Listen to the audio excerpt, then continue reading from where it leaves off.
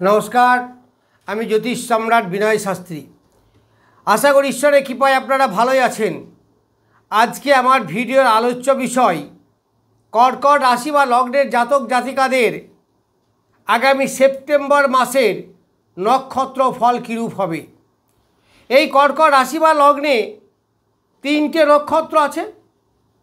প্রথম হচ্ছে 7 নম্বর নক্ষত্র পুনর্বসু, যার অধিপতি দেবগুরু বৃহস্পতি।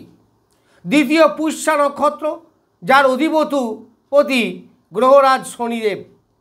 এবং তৃতীয় নম্বরে আছে অশ্লেষা নক্ষত্র, যার অধিপতি বুধ। এই 3টে নক্ষত্র মধ্যে একটা নক্ষত্রতে আপনাদের জন্ম হবে। তাহলে নিজ নিজ নক্ষত্র অনুযায়ী এই সেপ্টেম্বর মাস কেমন যাবে। দেখুন, নক্ষত্র ফল কিন্তু গ্রহ ফল অপেক্ষা অনেক বেশি শক্তিশালী। এই জন্যই তো খনা বলেছিলেন যে রাশি লগ্ন ত্যাগ করো, নক্ষত্র ধরে বিচার করো। তাই নক্ষত্রই বলবে আপনার আলটিমেট রেজাল্ট কী হবে। এই প্রত্যেকটা নক্ষত্রের আলাদা আলাদা ফল। কর্কট রাশি বা লগ্নের একটা ফল, কিন্তু যখন আমরা তাকে আরও সূক্ষ্মভাবে নিয়ে যাচ্ছি তখন হচ্ছে সেটা নক্ষত্র ফল। আমি যদি আরও সূক্ষ্মভাবে বিচার করতে চাই তখন প্রত্যেকটা নক্ষত্রের 4টি করে চরণ আছে।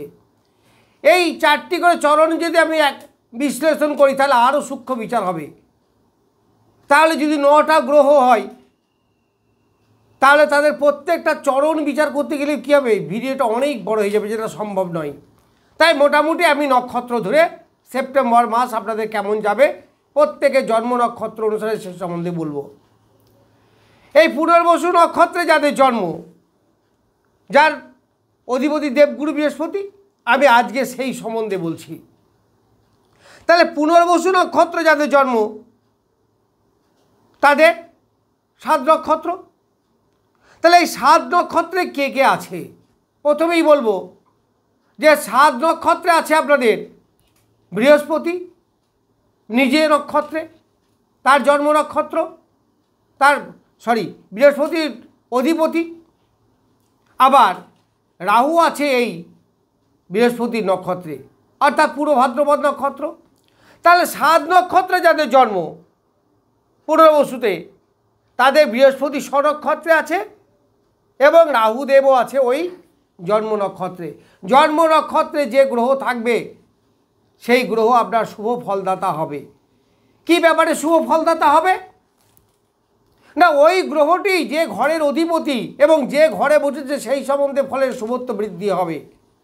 তাহলে কর্কট রাশি বা লগ্ন সাপেক্ষে এই বৃহস্পতি হচ্ছে ষষ্ঠপতি এবং নবমপতি, তাহলে বসে আছে দ্বাদশে। তাহলে ষষ্ঠ নবমের ফল দেবে, তাদের চাকরি হবে, চাকরির যোগ সৃষ্টি হবে। যেহেতু ষষ্ঠে আবার তার নিজের দৃষ্টি আছে, নিজের ঘরে নিজের দৃষ্টি অনেক ভালো। তাহলে সেখান থেকে আপনাদের শরীর স্বাস্থ্য, রোগ প্রতিরোধক ক্ষমতা এইগুলো বৃদ্ধি পাবে। নবম ভাগ্যের সাপোর্ট আপনারা পাবেন, পিতার শরীর স্বাস্থ্য আপনাদের ভালো যাবে এই নক্ষত্র ফল অনুযায়ী। আবার দ্বাদশে বসে আছে, অর্থাৎ বিদেশ ভ্রমণ, যারা চাকরির জন্য বিদেশে যাবেন, কর্মসূত্রে বিদেশ আছেন, তাদের কিন্তু অনেকটা উন্নতি হবে। বিদেশ মানে অন্য দেশে যেতে হবে এমন নয়, অন্য রাজ্যেও হতে পারে বা জন্মভূমি থেকে অনেকটা দূরেও হতে পারে। এইবার এই জন্ম নক্ষত্র অর্থাৎ 25 নক্ষত্রে আছে রাহু। এই রাহু আপনার বসে আছে রাশি বা লগ্নের অষ্টমে। সেখানে একটা বাধা বিপত্তির জায়গা আসে অবশ্যই, ঋণ বৃদ্ধি। কিন্তু যেহেতু বৃহস্পতি নক্ষত্র আছে এবং জন্ম নক্ষত্রে আছে, তো জন্ম নক্ষত্র আমি বলি সর্বদাই শুভ। রাহু অশুভ গ্রহ হলেও এখানে আপনাকে শুভ ফল দেবে, অর্থাৎ আপনার শরীর স্বাস্থ্য, মন মানসিকতা এইগুলো ভালো থাকবে। ঋণ থাকলে তা পরিশোধ হবে। এইবার আমি দ্বিতীয়তে আছে, এইবার লগ্নে বসে আছে 8 নক্ষত্র। তাহলে 7 যার জন্ম নক্ষত্র, 8 তার সম্পদ নক্ষত্র, অতি ভালো। আয় বৃদ্ধি হবে, অ্যাসেট তৈরি হবে, আত্মীয়বর্গের সঙ্গে সুযোগ সুবিধা বাড়বে, পরিবারের মধ্যে একটা সুশৃঙ্খল বজায় থাকবে, প্রেম প্রীতির ব্যাপারে ভালো হবে। আবার একাদশপতি শুক্র, তাহলে একাদশে আয়ের বৃদ্ধি হবে, বাইরে পরিচিতি বৃদ্ধি হবে। আবার চতুর্থপতি গৃহ নির্মাণ, বাড়ি কেনা, এইগুলো আপনাদের অবশ্যই ভালো হবে। আপনাদের আনন্দ, কমফর্টেবল লাইফ বৃদ্ধি পাবে, রোমান্স বৃদ্ধি পাবে, সুখ ভোগ আপনাদের এগুলো বৃদ্ধি পাবে। এইবার আমি বলবো যে দ্বিতীয় আছে রবি, রবি আছে শুক্রের নক্ষত্রে, রবি 11 নক্ষত্রে পূর্ব ফাল্গুনি, এই 11 প্রত্যরি, ফলে এখানে একটু ডিস্টারবেন্স আপনাদের কম বেশি নিয়ে আসবে। তারপরে বুধ, বুধ এখানে 2টো নক্ষত্র অতিক্রম করবে, এখন আছে 11 নক্ষত্রে, তারপরে 13 সেপ্টেম্বর 12 নক্ষত্রে যাবে, আবার 20 সেপ্টেম্বর 13 নক্ষত্রে যাবে।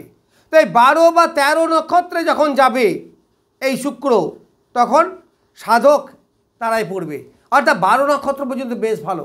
তারপরে এই 20 সেপ্টেম্বর থেকে বদ তারাই পড়বে, তখন 20 সেপ্টেম্বর থেকে শেষ পর্যন্ত মোটামুটি একটু সতর্কভাবেই থাকবেন, কারণ অ্যাক্সিডেন্ট এই সমস্ত নানা রকম সমস্যা সৃষ্টি হতে পারে, কারণ রাহুর সঙ্গে কানেক্ট হয়ে আছে। এইবার কেতু আছে, কেতু আছে প্রত্যরি নক্ষত্রে, একেই সে গুপ্তর কারক গ্রহ, আবার প্রত্যরিতে, ফলে একটু শত্রুর দিকে একটু সাবধানে থাকবে। গুপ্ত শত্রু ক্ষতি করলেও আপনারা করতে পারে, তবে করবেই এমন কোনো ব্যাপার নয়, কারণ লগ্নপতি রবি সক্ষেত্রস্থ অবস্থায় এখানে বসে আছে। এরপর আমি যাব মঙ্গল। মঙ্গল 2 সেপ্টেম্বর থেকে 14 নক্ষত্রে যাবে, এই 14 নক্ষত্র মানে যে মিত্র, খুব ভালো ফল দেবে। আবার এই কর্কট রাশি বা লগ্নের সাপেক্ষে রাজযোগকারী গ্রহ, ফলে মঙ্গল দারুণ ভালো ফল দেবে, সে মিত্রের মতো কাজ করবে, চতুর্দিকে আপনাকে সাপোর্ট করবে। আবার পঞ্চমপতি এবং দশমপতি, ফলে কর্মের বৃদ্ধি হবে, কর্মের সাফল্যতা আসবে, এইগুলো সব আপনারা দেখতে পাবেন। আবার 23 সেপ্টেম্বর পর থেকে 15 নক্ষত্র যাবে, 15 নক্ষত্র যাবে, তখনও ভালো, কারণ সেটা আবার অতি মিত্র, আরও ভালো। তাহলে এই যে মঙ্গলের এই 14 সেপ্টেম্বরের আগে পর্যন্ত একটা অ্যাক্সিডেন্টের যোগ আছে, এইগুলো কিন্তু একটু সতর্কভাবে থাকবেন। মঙ্গল যে খুব ভালো জায়গায় এখন বর্তমানে আছে তা নয়, এরপরে মঙ্গল চলে যাবে যখন 13 নক্ষত্রে 14 নক্ষত্রে 15 নক্ষত্রে, তখন অনেক ভালো থাকবে।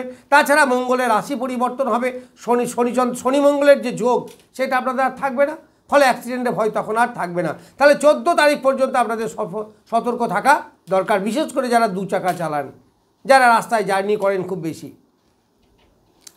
এইবার আমি আসবো শনির কাছে। তাহলে শনিদেব এই কর্কট রাশি বা লগ্নের সাপেক্ষে সপ্তমপতি এবং অষ্টমপতি, সে বসে আছে নবমে, খুব ভালো জায়গা এবং নিজের নক্ষত্রে। এইবার এই যে 26 নক্ষত্রে বসে আছে মানে কি সম্পদ নক্ষত্র, তাহলে শনিদেব গ্রহ হিসেবে যাই হোক না কেন, নৈসর্গিকভাবে অশুভ গ্রহ হলেও সে কিন্তু অর্থ আনবে, বৈষয়িক গ্রহ তো। তাছাড়া সম্পদ নক্ষত্র আছে, আয় বৃদ্ধি হবে, অ্যাসেট বৃদ্ধি হবে, কারণ সম্পদ মানে কথাটা শুনেই বুঝতে পারছেন, সম্পদ বৃদ্ধি হবে। আবার এইখানে দ্বাদশে ষষ্ঠপতি বসে আছে, কর্মসূত্র, যদি বাইরে থাকেন তাদের আরও আয় বৃদ্ধি হবে, তাদের প্রমোশনের ব্যবস্থা হতে পারে, কারণ নবমে আছে। এই নবমপতি যেহেতু দ্বাদশে বসে আছে, তাহলে যারা ব্যবসা করেন, সপ্তমপতি নবমে বসে আছে, তাহলে বাইরেও যারা ব্যবসা করেন তাদেরও কিন্তু ভালো হবে।